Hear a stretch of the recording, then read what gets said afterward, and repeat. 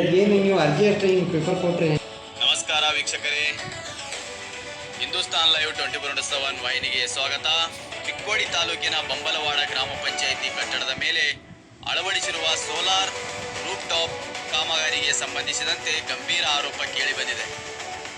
5 kilowatt ಸಾಮರ್ಥ್ಯಕ್ಕೆ bill pass ಆಗಿದೆ ಎಂಬ ದಾಖಲೆಗಳು ಹೇಳುತ್ತವೆ. ಆದರೆ ಸ್ಥಳದಲ್ಲಿ ಅಳವಡಿಸಿರುವುದು 5 ಕಿಲೋವ್ಯಾಟ್ಗಿಂತ ಕಡಿಮೆ ಸಾಮರ್ಥ್ಯದ ಹಾಗೂ ಕಳಪೆ ಗುಣಮಟ್ಟದ ಕಾಮಗಾರಿಯಾಗಿದೆ ಎಂಬ ಆರೋಪ ಸಾರ್ವಜನಿಕರಿಂದ ಕೇಳಿಬಂದಿದೆ. ಈ ಬಗ್ಗೆ ದೂರು ಸಲ್ಲಿಸಿದರು. ತಾಲೂಕು ಪಂಚಾಯತ್ ಕಾರ್ಯನಿರ್ವಾಹಕ ಅಧಿಕಾರಿಗಳು ದಾಖಲಾತಿ ತನ್ನಿ ಆಮೇಲೆ ಪರಿಶೀಲಿಸುತ್ತೇನೆ ಎಂದು ಹೇಳಿರುವುದು ಹಿಂದೂಸ್ತಾನ್ ಲೈವ್ಗೆ ಲಭ್ಯವಾಗಿರುವ ವಿಡಿಯೋದಲ್ಲಿ ದಾಖಲಾಗಿದೆ.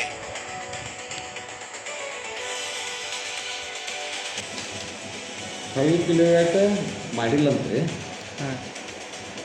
ಏನು ನೀವು ಅರ್ಜಿ ಅಷ್ಟೇ ಹಿಂಗೆ ಪೇಪರ್ ಕೊಟ್ಟರೆ ಹೆಂಗೆ? ಇದಕ್ಕೆ ಹೆಂಗೆ ಡಾಕ್ಯುಮೆಂಟ್ ಬೇಕು ಕೊಡ್ಬೇಕಲ್ಲ, ಅವ್ರು ಕಡಿಮೆ ಮಾಡಿಲ್ಲ ಅಂತ ಏನು ಕೊಡ್ಬೇಕು? ನೀವು ಬಾಯಿಲ್ಲ ಅಂದಿದ್ದಕ್ಕೆ ನಾವು ಒಪ್ಕೋಬೇಕು ರೀ. ಡಾಕ್ಯುಮೆಂಟ್ಸ್ ಹಚ್ಚಿ ಕೊಟ್ಟಿದ್ದು ಆ್ಯಕ್ಷನ್ ತೊಗೋಬೇಕು ಸರ್. ಆ್ಯಕ್ಷನ್ ತೊಗೊಳೋದು ಮತ್ತು ಈ ಪೇಪರ್ ಕೊಟ್ಟಿದ್ದು ಕೇಳಕ್ಕೆ ಬಂದಿರಲ್ಲ ಈಗ ನೀವು. ಈ ಪೇಪರ್ ಕೊಟ್ಟಿದ್ದಕ್ಕೆ ಕೇಳಕ್ಕೆ ಬಂದಿರಿ ನೀವು. ಏನು ಆ್ಯಕ್ಷನ್ ತೊಗೊಂಡ್ರಿ, ನಮಗೆ ರಿಪ್ಲೈ ಬಂದಿಲ್ಲ ಮತ್ತು ಏನು ಸರ್. ಈಗ ಸರ್ ನೋಡ್ರಿ, ಅವರೆಲ್ಲ ಹೇಳಿ ವಿಡಿಯೋ ತೋರಿಸಿದ್ರು, ಮೈಸೂರು ಫೈಲ್ ಬಂದೆಲ್ಲ ಚೆಕ್ ಮಾಡಿ ವಿಡಿಯೋ ಫೈಲ್ ಅಲ್ರಿ.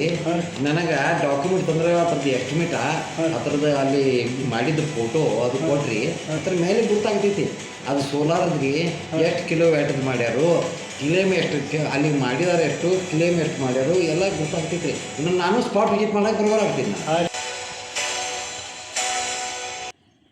ಕರ್ನಾಟಕ ಪಂಚಾಯತ್ ರಾಜ್ ಕಾಯ್ದೆ ಪ್ರಕಾರ ಯಾವುದೇ ಕಾಮಗಾರಿ ಪೂರ್ಣಗೊಂಡ ನಂತರ ಸ್ಥಳ ಮೋಜಣಿ ಹಾಗೂ ಎಂಬಿ ಬುಕ್ ಪರಿಶೀಲನೆ ಕಡ್ಡಾಯ. 5 ಕಿಲೋವ್ಯಾಟ್ ಬಿಲ್ ಆಗಿರುವ ಕಡಿಮೆ ಸಾಮರ್ಥ್ಯದ ಕಾಮಗಾರಿ ನಡೆದಿದೆ ಎಂಬ ಆರೋಪದ ಬಗ್ಗೆ ಬೆಳಗಾವಿ ಜಿಲ್ಲಾ ಪಂಚಾಯತ್ ಮುಖ್ಯ ಕಾರ್ಯನಿರ್ವಾಹಕ ಅಧಿಕಾರಿಗಳು ತನಿಖೆ ನಡೆಸುತ್ತಾರೆಯೇ? ಹಿಂದೂಸ್ತಾನ್ ಲೈವ್ ಈ ಪ್ರಕರಣವನ್ನು ಮುಂದುವರಿಸಲಿದೆ. ಮುಂದಿನ ಸುದ್ದಿಯೊಂದಿಗೆ ಮತ್ತೆ ಭೇಟಿಯಾಗೋಣ ವೀಕ್ಷಕರೇ. ಅಲ್ಲಿವರೆಗೆ ನೋಡ್ತಾ ಇರಿ ಹಿಂದೂಸ್ತಾನ್ ಲೈವ್.